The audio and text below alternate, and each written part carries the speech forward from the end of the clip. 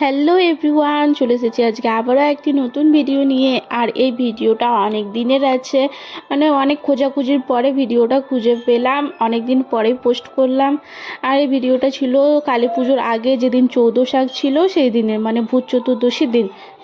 আর ওই দিন সবার বাড়িতে চলে যাচ্ছিলাম একটু, বলতে চৌদ্দ শাক যে লাগে না সেই শাকগুলো নিতে। তারপরে মামিদের বাড়ি চলে গেছিলাম। তো ওখানে গোলাপ ফুলটা দেখে একটু ঢং করে নিয়েছিলাম। তো মামিদের বাড়ি যেয়ে দেখলাম মামি কাজ করছে, তো বাইরে চলে আসলাম। আর এদিকে বোন এসে একটু আমাদের সাথে মানে গল্প করছিল, তারপরে মামির সাথে গল্প করে আমরা বাড়ি চলে যাচ্ছিলাম। তো বোন ওইদিকে কাজ ছিল, মানে আমরা বাড়ি যাচ্ছিলাম, ওই বললো আমাদের সাথে বাড়ি যাবে, তার জন্য তো ওকে নিয়ে তারপর বাড়ি চলে আসলাম। বাড়িতে এসে বাবা বললো একটু মাঠে যা, মানে জমিতে। তো আমি আর বোন দুজনে চলে যাচ্ছিলাম বাইক নিয়ে মাঠে। আর এদিকে মাঠে এসে আমাদেরকে মানে বেগুন তুলতেই পাঠিয়েছিল, আর এদিকে বেগুন তুলতে এসে হাতের মধ্যে কাঁটা ঢুকিয়ে ফেলেছি। আর বেগুন তো খুঁজে পাইনি, দুটোই পেয়েছিলাম, তো দুটো নিয়ে বাড়ি চলে গেছিলাম।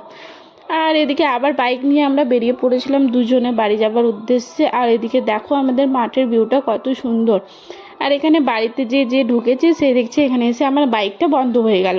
তারপরে বাইকটা রেখে বাড়িতে যেয়ে খিদে পেয়ে গেছিলো, তো ডিম আর ব্রেড রাখা ছিল, তো বললাম যে ডিম আর ব্রেডই বানানো যাক, তো সেটাই বানিয়ে খেয়ে নিয়েছিলাম। তারপরে দুপুরে রান্নাটা বসিয়ে দিয়েছিলাম, মোচার তরকারি আর ভাত সেটা করেছিলাম। আর কি করেছিলাম সেটা মনে নেই।